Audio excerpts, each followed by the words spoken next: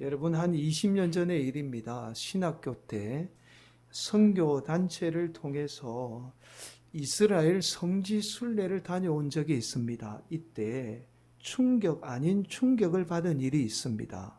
바로 오늘 본문에 나오는 이 베들레헴을 방문했을 때 받은 충격입니다.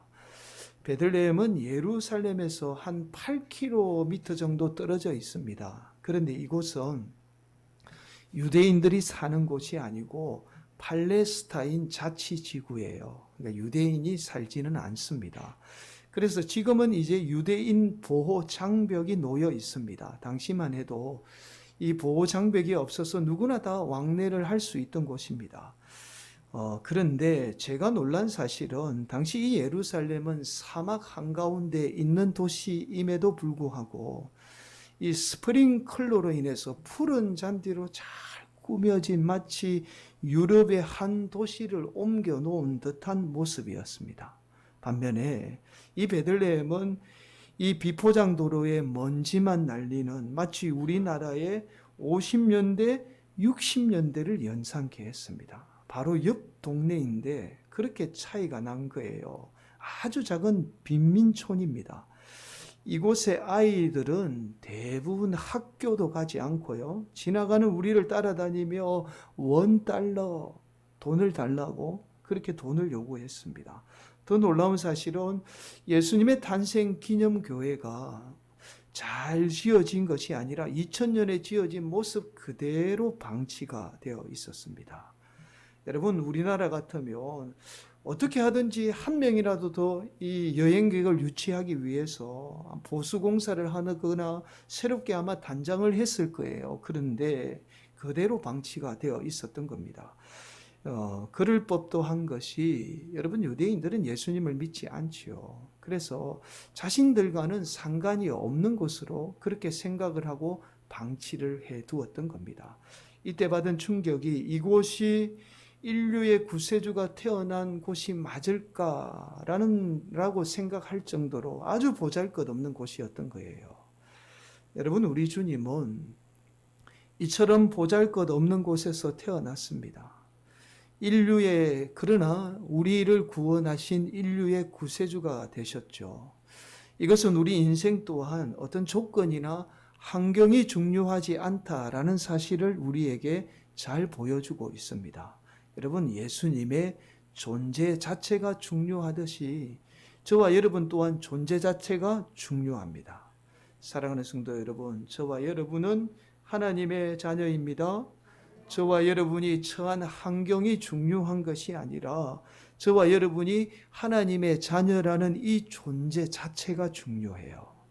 오늘도 말씀을 통해서 조건이나 환경을 바라보는 성도가 아니라 오직 하나님을 바라보며 하나님의 자녀로 세상에서 승리하는 복된 성도들이 되시기를 간절히 축원을 드립니다. 여러분, 우리는 지난 시간에 말씀을 통해서 임마누엘 하나님, 즉 나와 너와 함께하는 하나님에 대해서 살펴보았습니다. 나와 너와 함께하는 우리 하나님을 경험하게 될 때 우리는 진정한 나와 함께하는 하나님마저도 경험하게 되죠. 우리가 나와 너와 함께하는 하나님을 경험하기 위해서는 끊임없이 타인의 입장에서 생각하고 타인의 시선으로 세상을 바라보아야 합니다. 자, 그럴 때 나만을 위한 이기적인 하나님, 즉 내가 만들어낸 우상의 하나님을 섬기는 것이 아니라 우리와 함께하는 진정한 하나님을 경험하게 됩니다. 오늘은 지난 시간에 이어서 임마누엘 되시는 우리와 함께하는 하나님이 인간의 몸으로 이 땅에 태어나게 되죠. 1절입니다. 헤롯 왕 때에 예수께서 유대 베들레헴에서 나심에 동방으로부터 박사들이 예루살렘에 이르러 말하되, 여러분, 헤롯 왕 때에 유대 베들레헴에서 예수님은 인간의 몸으로 태어나셨다라고 말씀하고 있어요. 이때 예수님이 태어난다는 사실을 알고 이곳을 방문한 사람이 있습니다. 바로 오늘 본문에 나오는 동방의 박사들입니다. 동방의 박사들은 예수님이 태어난다는 사실을 알고는요, 예수님을 예배하기 위해서 예루살렘을 방문하게 됩니다. 오늘 본문에 나오는 이 동방의 박사들은 페르시아 제국에서 별을 연구하던 박사들을 말합니다. 여러분 오래 전부터 일찍이 이 페르시아 제국은 왕의 보호 아래 별을 연구하던 박사들이 있었습니다. 여러분 이들은 별을 통해서 천재지변뿐만 아니라 인류의 운명에 관해서 연구하게 돼요. 이들이 별을 연구하던 중에 유대 땅에 인류를 구원할 메시아가 태어나게 되리라는 사실을 알게 되었던 겁니다. 자, 그러자 이들이 예루살렘을 방문하게 되죠. 아마도 페르시아 왕실에 속한 박사들이 예루살렘을 방문하게 되자 헤롯 왕뿐만 아니라 온 예루살렘에 소동이 일어납니다. 자, 헤롯은 이들이 유대 땅에 날 이 메시아를 예배하러 왔다는 사실을 알게 됩니다. 자, 그러자 헤롯 왕뿐만 아니라 온 예루살렘에 소동이 일어나게 되었던 거죠. 오늘 본문은 소동이 일어났다라고 말씀하지만 원문은 불안해했다, 두려워했다라고 기록을 하고 있습니다. 여러분 헤롯 왕뿐만 아니라 온 예루살렘마저도 불안에 떨게 되었던 거죠. 예수님이 이 땅에 태어난다는 소식을 듣고 헤롯 왕이 불안에 떨게 된 것은 자신의 왕권에 대한 이 도전으로 생각을 했기 때문에 불안에 떨었던 겁니다.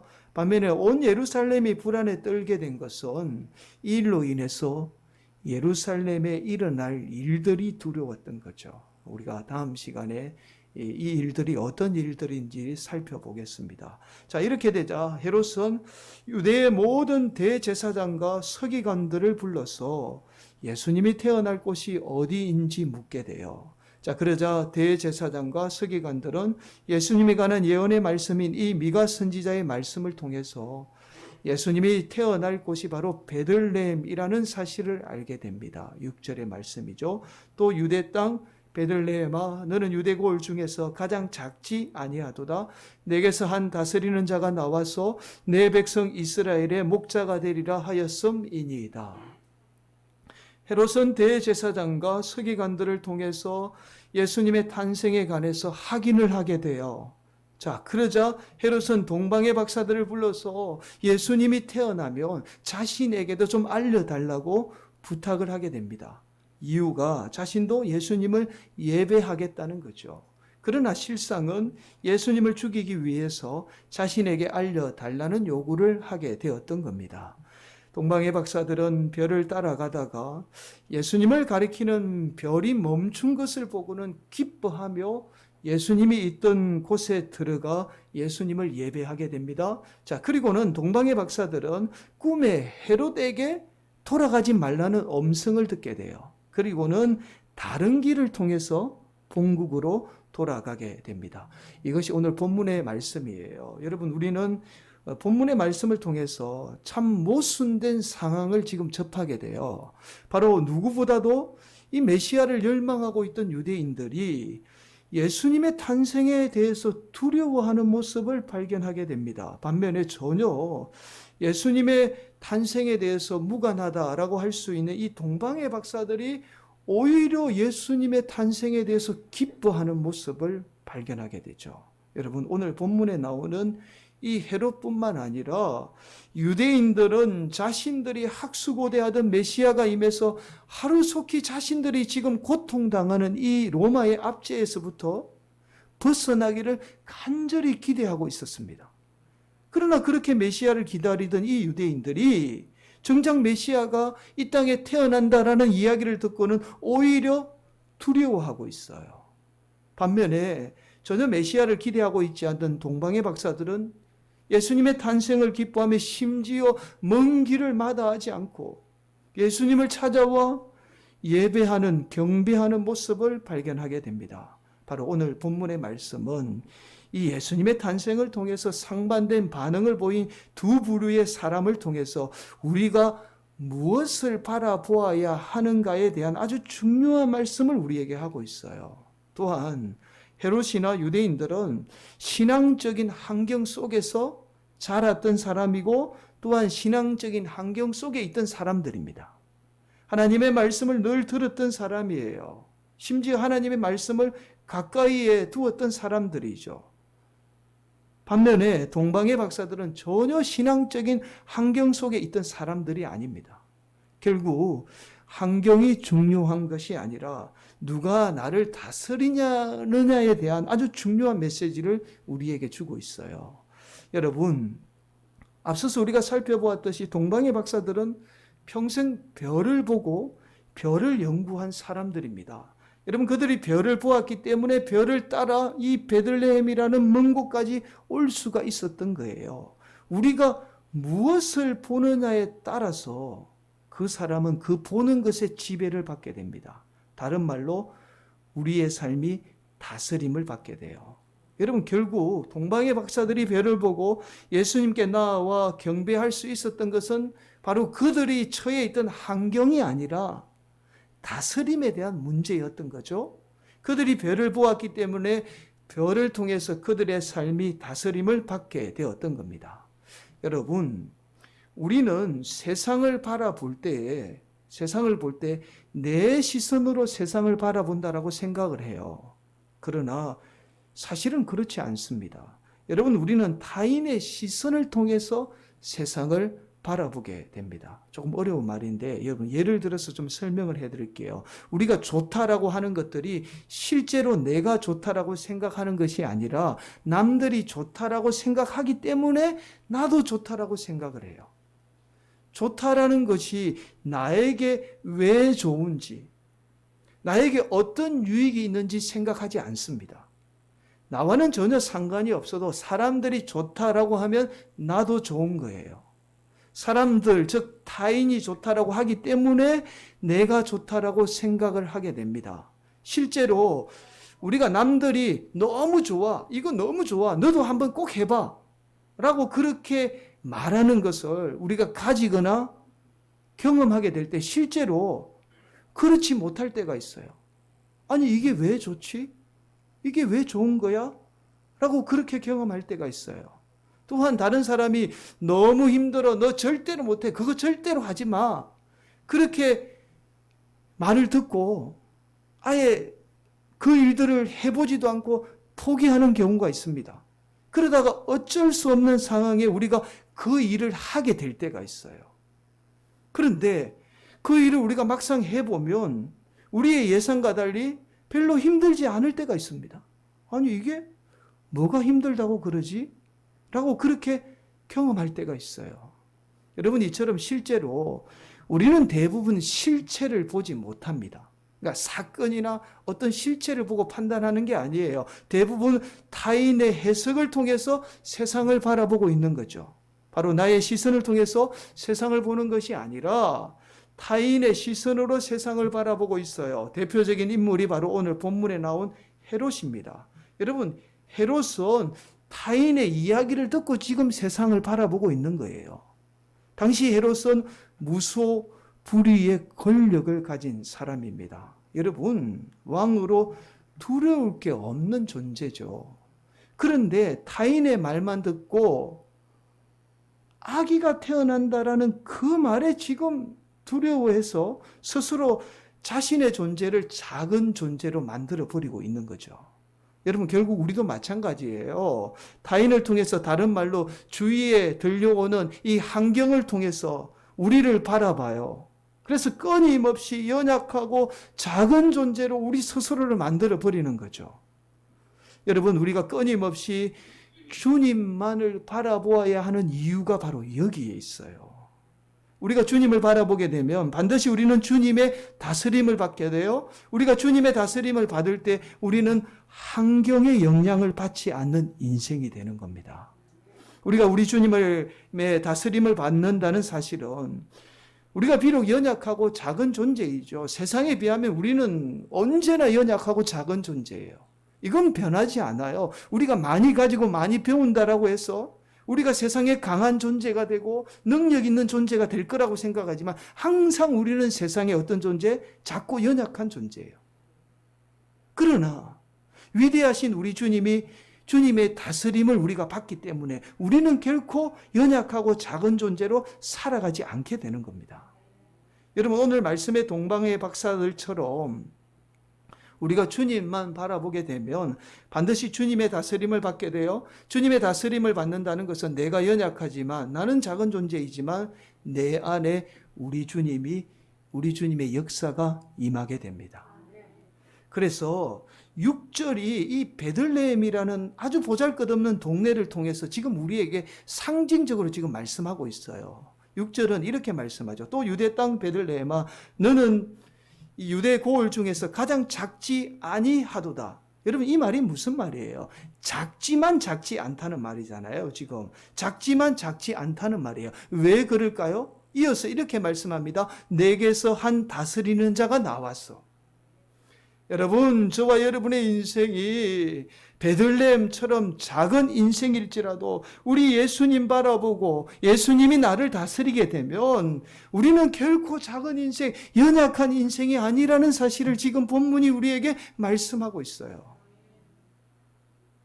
여러분 서양의 사상에 가장 많은 영향을 미친 몇 사람이 있습니다. 그 중에 대표적인 사람이 프란시스 세퍼라는 분이에요. 이분은 사상가이지만 목사입니다. 이분이 쓰신 책 가운데 이승에서의 도피라는 책이 있어요. 이 책에서 우주 만물을 상층부와 하층부로 그렇게 구분을 하고 있습니다. 그렇게 나누어져 있다, 만들어져 있다라고 말해요. 여러분, 이 상층부는 우리가 눈으로 볼 수 없는 세계를 말하죠. 하층부는 우리가 지금 살고 있는 이 현실 세계를 말합니다. 과거에 우리 인류는요, 하층부에 살지만 상층부를 지향하는 삶을 살았다는 거예요. 이것은 신앙뿐만이 아니에요. 철학이나 모든 예술이 바로 이 상층부를 지향했다는 겁니다. 대표적인 인물이 바로 플라톤이에요. 여러분 플라톤은 세상을 대표하는 철학자입니다. 신앙이 있는 분이 아니에요. 그런데 이분이 무슨 말을 하냐면 이원론을 주장해요. 동일하게 세상은 상층부와 하층부 둘로 나누어져 있다라고 주장을 합니다. 여러분, 그러다가 이 기계론적 유물론이 세상을 지배하기 시작을 해요. 그러면서 사람들은 보이는 것만 보고 보이는 것만 믿게 됩니다. 당연히 그렇게 보이는 하층부만을 추구하게 됐죠. 자, 이러한 사상의 영향을 받은 예술 또한 현실주의가 주류를 이뤄요. 눈에 보이는 것만 그리는 이 현실주의가 주류를 이루게 되죠. 자, 그러나 유물론적 세계관이 한계를 드러내면서 인간은 다시 상층부에 관심을 가지게 됩니다. 이러한 상층부를 반영한 것이 바로 초현실주의예요. 이 말이 무슨 말이에요? 현실을 뛰어넘는다는 뜻입니다. 자, 대표적인 인물이 바로 우리가 너무나 잘 아는 피카소와 같은 인물이에요. 여러분, 피카소의 작품을 우리가 보게 되면 작가가 무슨 이야기를 하는지 쉽게 이해가 안 됩니다. 그러나 상층부의 세계를 지향하고 있다는 사실을 알고 보면 쉽게 이해가 돼요. 이처럼 차츰 오늘날 예술이나 문학 작품들이 이 상층부를 지향하고 있습니다. 자, 그래서 프란시스 세퍼는 이승에서의 도피라는 이 책을 통해서 우리 인류는 원래 상층부에서 기인하기 때문에 우리가 상층부를 바라보고 상층부를 지향할 때에 우리는 우리 인간을 괴롭히는 모든 이 하층부의 모든 삶으로부터 도피할 수 있다라고 말하고 있습니다. 바로 우리가 하층부인 이 현실 세계에 살면서 상층부라고 할 수 있는 하나님을 바라보는 삶이 얼마나 중요한가에 대한 중요성을 말씀하고 있는 거예요. 여러분, 인류 역사 가운데 예수님 다음으로 가장 위대한 인물을 꼽으라면 단연 사도 바울을 꼽습니다. 사실 사도 바울은 우리가 너무나 잘 알고 있듯이 자신이 가진 환경이나 조건이 그렇게 좋은 인물이 아니에요. 여러분, 예수님도 마찬가지고 사도 바울도 마찬가지예요. 조건이나 환경이 좋은 사람이 아닙니다. 여러분, 간질이라는 이 타고난 육체적인 연약함을 달고 살았어요. 여러분, 간질은 자신이 통제할 수 있는 질병이 아닙니다. 예기치 않은 순간에 또 자신이 원치 않는 장소에 갑자기 발작을 일으키는 질병이에요. 아마도 이 간질을 통해서 사도 바울이 수많은 어려움을 겪게 되었으리라는 사실은 불을 보듯 빤합니다. 또 하나, 이 목회자이면서 말을 잘하지 못하는 치명적인 결함을 가지고 있었습니다. 여러분, 아마도 말을 잘하지 못하는 이 결함은 간질로 인해서 남들 앞에 서는 두려움에서 기인을 했을 거예요. 그래서 사도 바울은 오랫동안 한 곳에서 목회를 하지 못해요. 다른 제자들, 많은 제자들은 한 곳에서 오랫동안 목회하지만 사도 바울은 이 부족한 환경과 조건 때문에 한 곳에서 오랫동안 목회를 못합니다. 자, 여러분, 이러한 부족한 환경과 조건들이 사도 바울로 하여금 끊임없이 선교의 현장으로 내몰게 돼요. 그러나 이 사도 바울은 이러한 환경과 조건에 굴하지 않고 성령님을 통해서 날마다 어떻게 해요? 성령님 바라보며 성령님의 다스림을 받게 됩니다. 사랑하는 성도 여러분, 우리 인생은 환경의 크고 작고의 문제가 아니라 바로 누가 나를 다스리느냐에 대한 문제예요.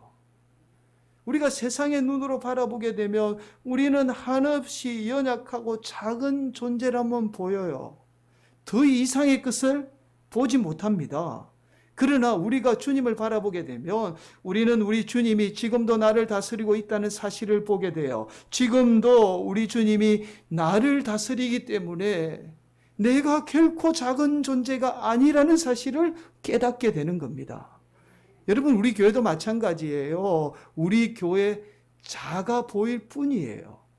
지금 우리 교회를 통해서 역사하는 우리 주님 바라보게 되면 우리 교회가 결코 작은 교회가 아니라는 사실을 우리가 보게 됩니다. 지금도 우리를 다스리고 우리 안에 역사하는 우리 주님은 위대한 분이기에 오늘도 우리가 우리 주님의 다스림을 받으면 우리는 결코 작고 연약한 존재가 아니라는 사실을 깨닫게 돼요. 이 주님을 바라볼 줄 아는 믿음이 여러분 가운데 있어야 합니다. 힘들고 어려운 상황이 우리를 자꾸만 찾게 만들지만 그러나 우리 주님이 나를 통해서 어떻게 역사하고 계시는지 그 주님을 바라보는 성도들이 되어야 합니다. 여러분, 몇 주 전의 일이에요. 저의 인생에 있어서 육체적으로 한 두 번째로 힘든 경험을 한 적이 있습니다. 지난주 우리 안수 집사님들과 잠깐 대화를 나누었는데요. 항상 쉬는 월요일이면 한 주도 빠짐없이 운동을 합니다. 자, 요즘은 이 코로나로 인해서 실내뿐만 아니라 실외 운동마저도 다 금지가 되었습니다. 단체 운동이 다 금지가 되었어요. 그래서 몇 주 전에 자전거를 타는 목사님으로부터 같이 자전거를 타자는 요청이 왔습니다. 그래서 제가 자전거가 없어요. 그래서 제 막내 아들에게 좀 부탁을 해서 야, 자전거 좀 빌려도. 그래서 막내 아들의 자전거를 빌려서 목사님들과 같이 자전거를 타게 되었습니다. 첫 주 처음 타는 날 여러분 아라뱃길이죠. 아라뱃길을 왕복을 하면 한 40km 정도 돼요. 근데 평소에 제가 운동을 해서 그런지 처음 40km를 탔는데도 그렇게 힘든 줄을 몰랐습니다. 그런데 문제는 한 목사님이 아무 생각 없이 던진 말 때문에 문제가 일어나게 되었어요. 함께했던 목사님 중에 한 분이 동부 오곡에라는 곳을 가자고 제안을 한 겁니다. 여러분, 동부 오곡에라는 곳은 자전거 타는 사람들의 성지로 불리는 곳이에요. 저도 처음 알았습니다. 여러분, 자전거 타는 사람이면 일생에 꼭 한 번은 가봐야 하는 아주 유명한 곳이에요. 그렇게 저를 포함해서 5분의 목사님이 양수역에서 월요일 오전 10시에 출발을 하게 되었습니다. 사전에 지식이 없던 저로서는 단순한 5고개만 넘는 걸로 알았어요. 근데 알고 봤더니 해발 800m가 넘는 산을 5개나 넘는 코스예요. 여러분, 800m가 얼마나 높은지 잘 이해가 안 되죠. 남산이 200m가 조금 넘어요. 그러니까 남산의 4배 되는 그 산을 오르는 거예요. 그런데 보통 한 고개를 오르는 데만 1시간이 넘게 걸려요. 그러니까 1시간 동안 계속 자전거를 그냥 오르막만 오르는 거예요. 그리고는 내리막은 10분이면 끝나요.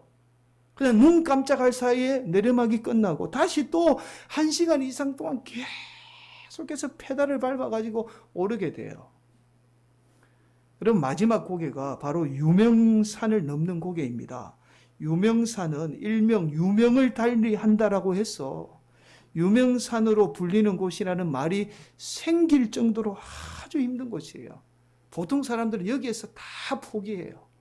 결국 5분의 목사님 중에 한 분도 여기에서 그냥 포기를 하고 택시를 타고 나 모르겠다 택시 타고 그냥 갈래 그러면서 집에 돌아가 버렸어요. 저도 그냥 포기할까 택시를 타고 갈까 고민을 하다가 제 안에 승부욕이 발동을 한 거예요. 오기가 생긴 겁니다. 사람이 굉장히 똑똑해 보여도 여러분 사람이 단순해요. 안에 승부욕이 발동하니까요. 이 별것 아닌 거에 목숨을 걸더라고요. 죽을 듯 살도 나 정말 죽는 한이 있어도 저기 올라가야 된다고. 여러분 다른 목사님은 보통 5년에서 10년 이상씩 자전거를 타신 분입니다. 이에 비해 저는 이제 딱 2번 자전거를 탄 거예요. 비교가 안 됩니다. 그리고 이분들이 가진 자전거는 저희 아들의 자전거와 비해서 비교조차 안 되는 아주 고가의 자전거예요. 그러니 제가 이 유명산을 오르면서 얼마나 고생을 했는지 몰라요.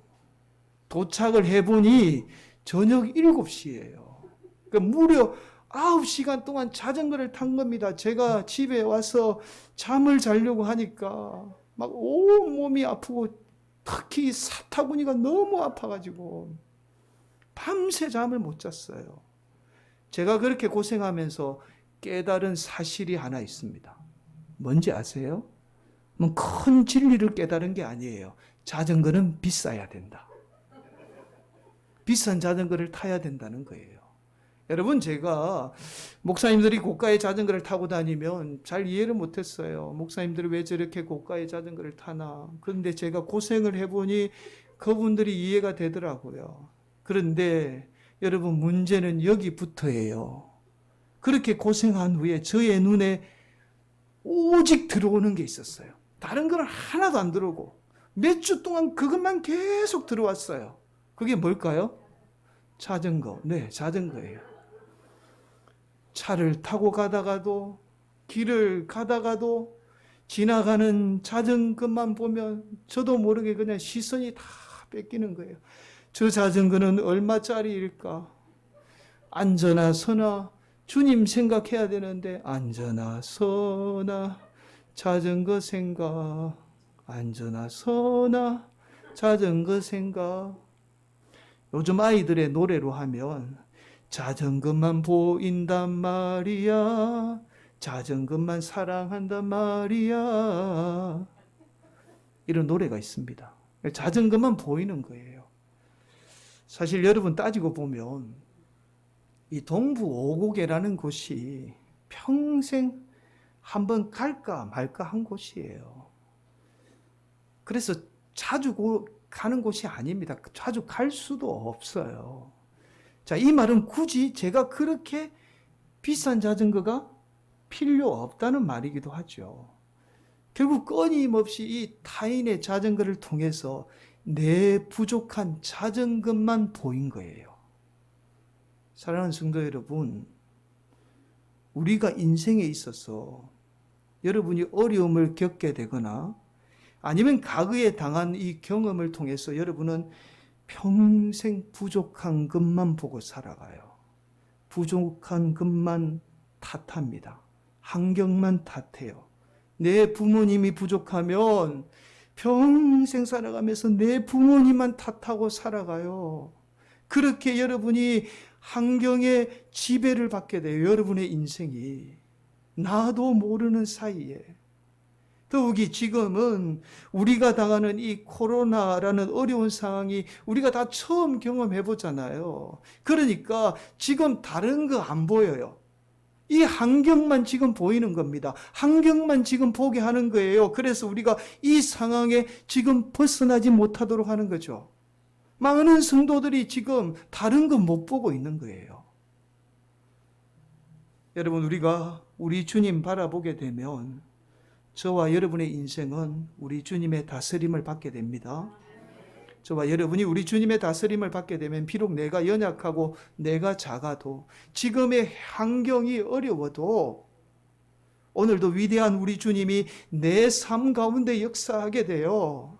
오늘도 내 부족한 환경만을 바라보는 인생이 아니라 우리 주님 바라보며 우리 주님의 다스림을 받는 복된 성도들이 되시기를 예수님의 이름으로 간절히 축원을 드리겠습니다.